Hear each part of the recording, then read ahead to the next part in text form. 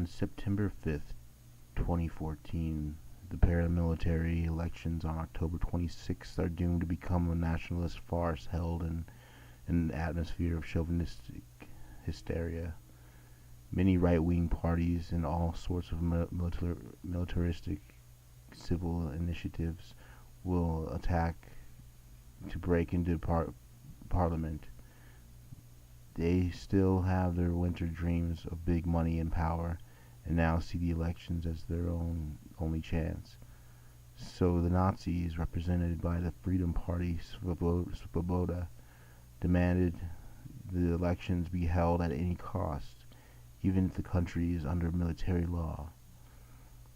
All right-wing and far-right politicians in Ukraine will take as a model the campaign of Oleg Leshko, bullying heroic ads about separatists, terrorists, and spies, which were collectively used in the presidential elections by the leader of the Radical Party, will become commonplace. The leader of the Nazi battalions will try to convert their deceitful and bloody war into the PR for paramilitary mandates, and their sponsoring oligarchs will be put this little Führers on their electoral list, dressing them up to look like Yanukovych-era officials and businessmen who bought their seats.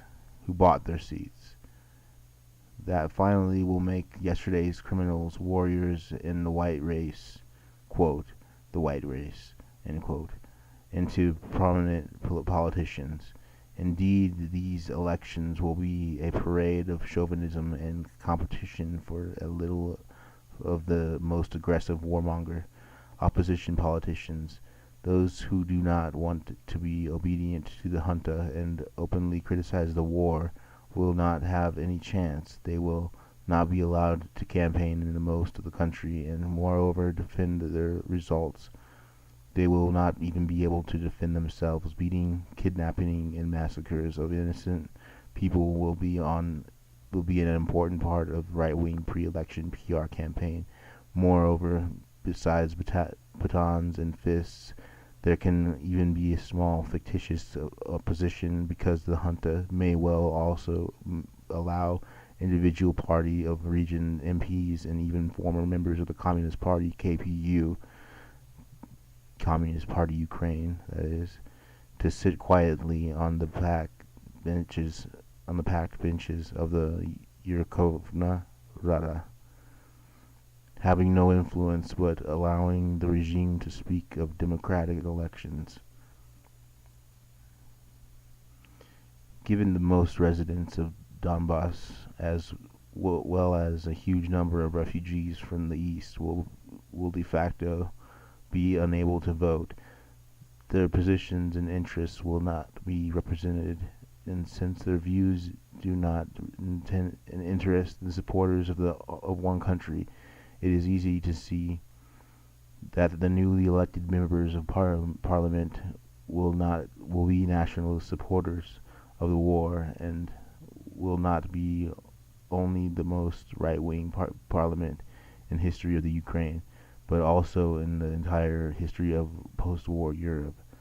This party of parliament, where there is almost no one except the supporters of neoliberalism and the extreme nationalism, united by the common denominator of anti-communist ideology, will be able to take the most reactionary laws, and they will all be imposed on Ukraine as a main condition of oppressive foreign loans.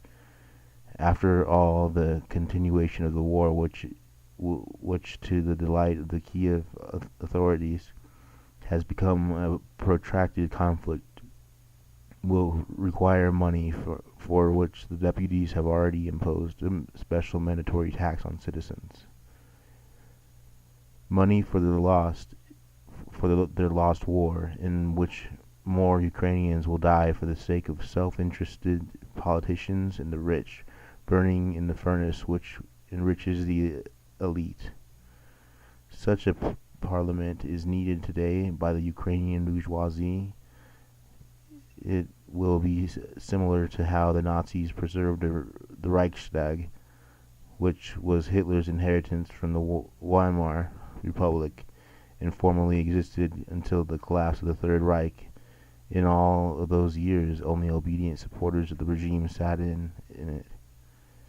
Union Borotba stands for a boycott of these elections of blood and deny Ukrainians the right to send anyone to parliament other than the Nazis and their oligarch sponsors. The result of these elections, which are held in the midst of the bloody civil war and genuine right-wing dictatorship, will have no legitimacy for most people of the Ukraine. Therefore, we call upon the residents of the west and east of the country for a decisive struggle against the anti-people regime of Kiev, for their civil and human rights, for life and dignity, against violence, arbitrariness, and neoliberal reforms that lead to poverty and collapse of society. There is no choice but to struggle.